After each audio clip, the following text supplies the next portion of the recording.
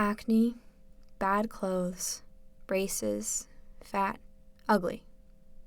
These are the thoughts that still come to me anytime I look at middle school pictures of myself.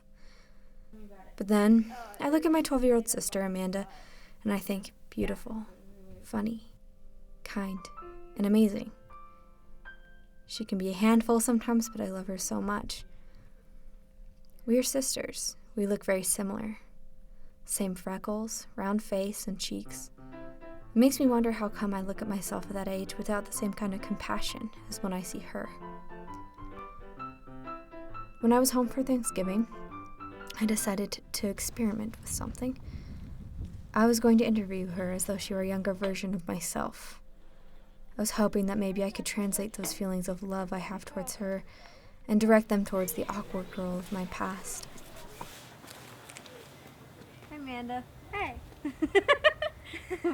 Where are we? My old elementary school. Your old elementary school? Yeah. It was my old elementary school, too. That was a lot different in elementary school.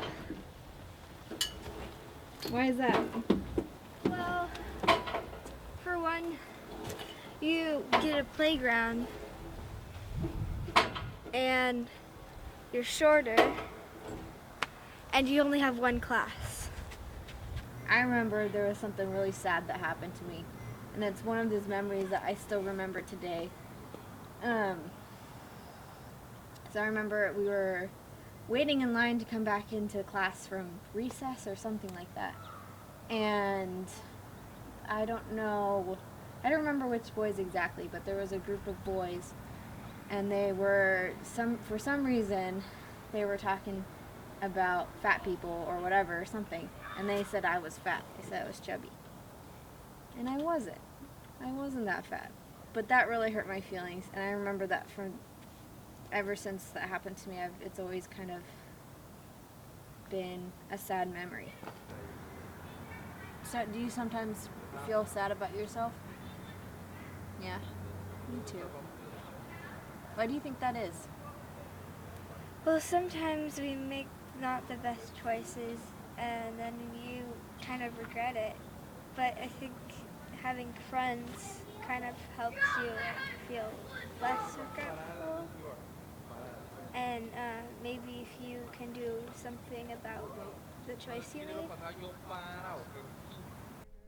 As she was talking, I realized that her concerns about middle school weren't exactly the same ones that I had.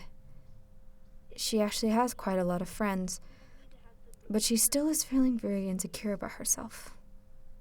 The more I listened, the more I realized I was hoping to see myself in her, but as I saw the emotions on her face when she talked, I understood that I wasn't trying to talk to myself. I was trying to learn from her. Yeah. You'll know, like, oh, this answer is wrong, and Right. you can retake the test maybe and try to find out what's right.